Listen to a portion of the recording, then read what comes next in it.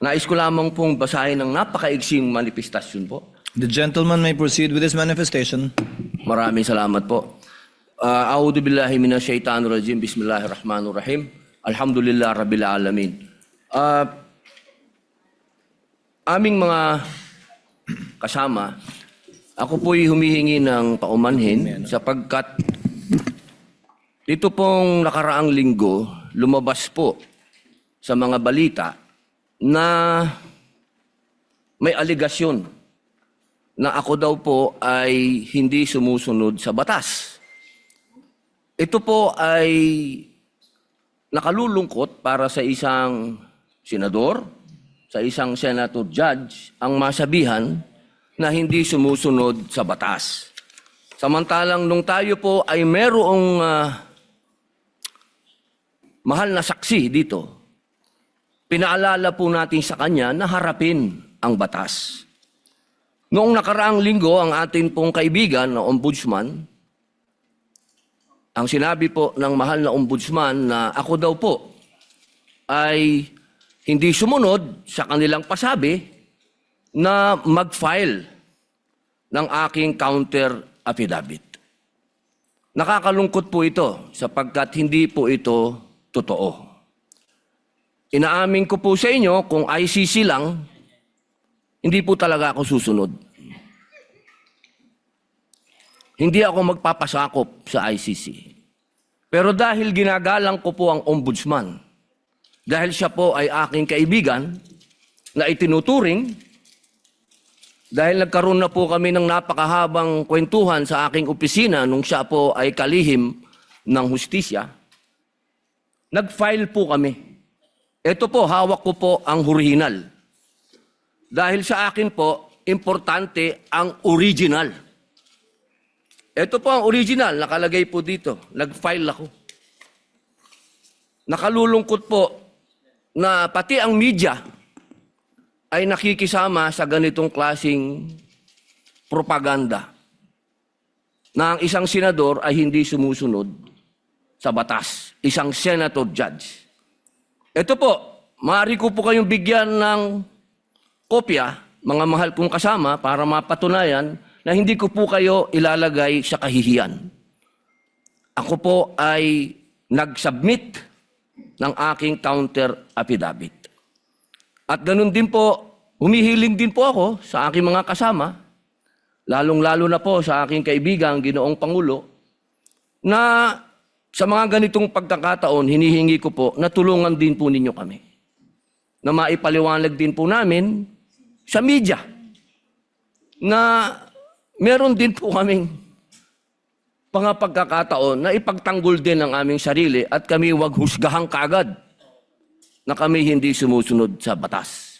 Yun lamang po, Ginoong Pangulo at tagapangulong hukom. Maraming salamat. Senators Erwin Tulfo, Senator Judge Alan Cayetano, thereafter Senator Judge Tito Soto are recognized. What is your pleasure, Senator Judge Erwin Tulfo? Mr. Presiding Officer, Senate President, ladies and gentlemen. This impeachment court was established to try the Vice President of the Republic. Ang punto ko po rito,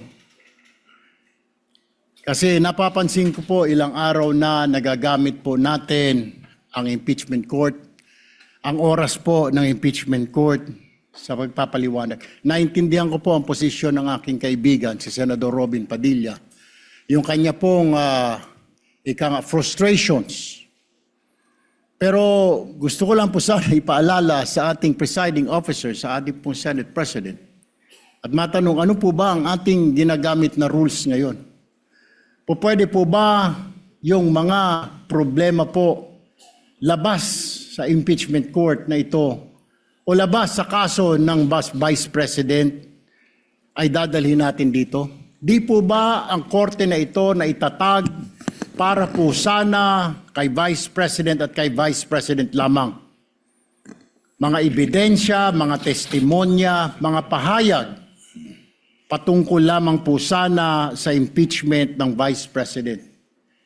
Kasi dito pong mga nagdaang araw, Mr. Presiding Officer, Senate President, mga kasama, napansin ko po na nagagamit ang oras po ng impeachment court sa pagtatanggol po ng mga nakaraang araw ng sarili ng ilan sa mga kasamahan natin sa mga akusasyon.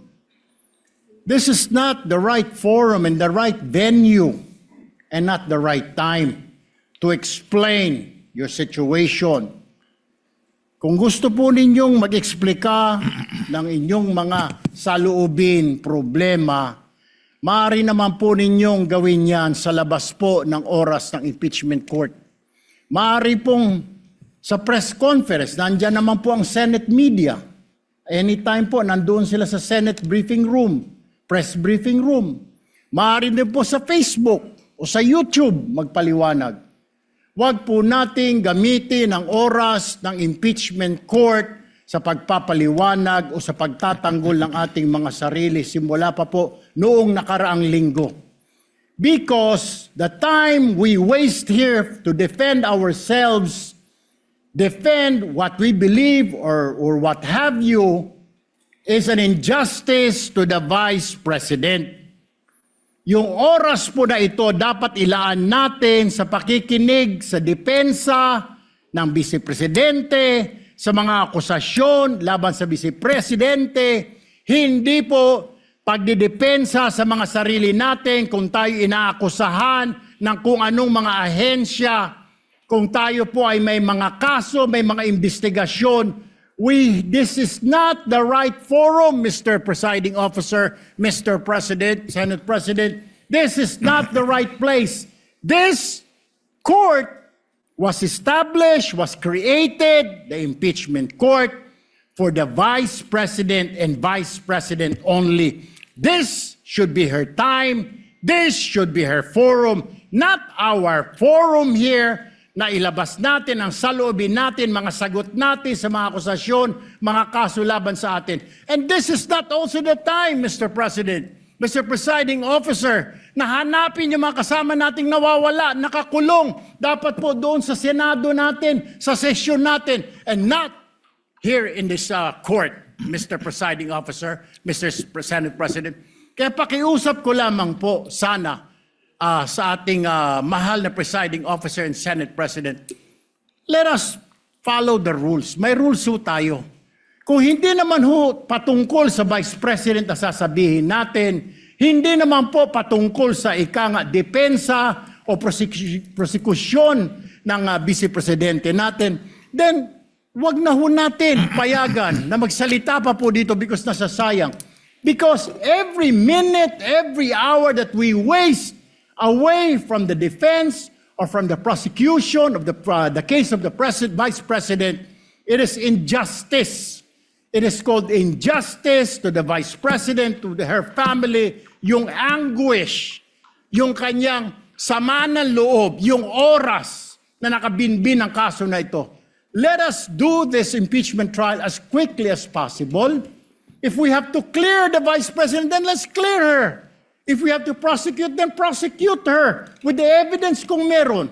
Not waste our time kung ano-anong sinasabi natin dito to protect ourselves, to defend ourselves. This is not the right forum, Mr. Presiding Officer. Kindly wind up, Mr. Senator Senate Judge President. Erwin Tulfo. This is not the right forum for us to defend ourselves. Bring it somewhere else. Bring it to the press. Bring it to the social media, but not here. Thank you, Mr. President. The remarks of the gentleman are noted. Earlier, Senator Judge Alan asked to be recognized. Are you yielding in favor of Senator Judge Padilla? And thereafter, Senator Judge Soto. Thereafter, Senator Judge Thank you, Padilla, Mr. before the Presiding chair Officer. makes a ruling on the matter. Yes, Senator Judge Alan Cayetano is recognized. Thank you. I'm happy. You may proceed, sir. I'm happy I finally heard Senator Judge Erwin Tulfo is concerned about the justice or injustice to Vice President Sara. That's good news. Regarding the waste of time here, sabi ni Senator Joker Arroyo, it is useless to argue a legal point with a non-lawyer. When Senator Marcoleta brought that up here, nagkaroon ng commotion. Senator Miriam stood up here many times and said, kaya ka nga nagpo 4 years na law school at nagbabar. So let me give my own interpretation. The impeachment court is formed with lawyers and non-lawyers. And we interact, and it's for everyone, and we're equal. But if there's an engineer here or a doctor, and they talk about medical principles, I have to either study and argue on medical principles. Hindi ko pwedeng sabihin, hindi, ganito lang yan, logic lang yan, etc. Di ba? So, ang legal principle natin today is simple, integrity ng court. So, allow me to mention that to the people and help educate my colleague here. The integrity of the court and the justices or judges is always relevant. So if the Supreme Court or COMELEC, Court of Tax Appeals, Sandigan Bayan is being heard and the judges are being threatened, you give them time. So we cannot take the impeachment out of context. May nangyayaring flood control scandal, may nangyayaring gulo sa Team Unity na hindi na united ngayon. We consider Senator Marcoleta and Senator Jinggoy political prisoners, weaponized yung Blue Ribbon Committee at weaponized yung ano. So Mr. President, hindi tama na sabihin na I wasn't, after we brought up the problem with NBI, they doubled down, naggumawa pa ng task force. I mentioned 2 colleagues sa SALN, I didn't accuse them. Sabi ko lang, just like Vice President Sara, just because tumaas ang SALN, can we already ask for the BIR, for the AMLA and the bank accounts? So sabi ko, yan ang i-discuss namin sa Monday. Nag-react na, nag-accuse. I did not take up your accusations here today. Si Secretary Vince Dizon, 3 beses na nag-verify sa Taguig. Sinabi na 3 beses na walang ghost. Ngayon, i-verify ulit. I wasn't going to bring that up, but then i-question ninyo si Senator Padilla. It was all over the news na hindi niya inintindi or he snubbed the ombudsman. I was going to stand up before Senator Erwin stood up just to say, may registered mail. So nung una pa lang, 5 minutes si Senator Tulfo. So I'll take the 5 minutes also if you don't mind. The gentleman may proceed and Yes. kindly be mindful of the time. Yes, I will now. So I'm just saying, Senator Padilla just stood up to say, sumusunod siya sa batas. Tapos, kaya humaba to dahil nga hindi importante ata dito yung integrity ng judge. Lastly, kaya sinabi kong it's useless to argue a legal point. Ilang beses ko na narinig dito. It's our job to clear or prosecute the Vice President. Hindi po.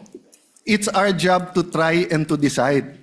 It's the prosecution's job to try to prosecute, and it's the defense job to convince us na wala. Our job is to try and to decide. And when you decide, you acquit or you convict. Why is that important? These are legal terms. Hindi pwedeng yung nanonood na law student ngayon sasabihin, trabaho pala ng judge to clear or to prosecute. Thank you, Mr. Presiding Officer, Mr. Senate President.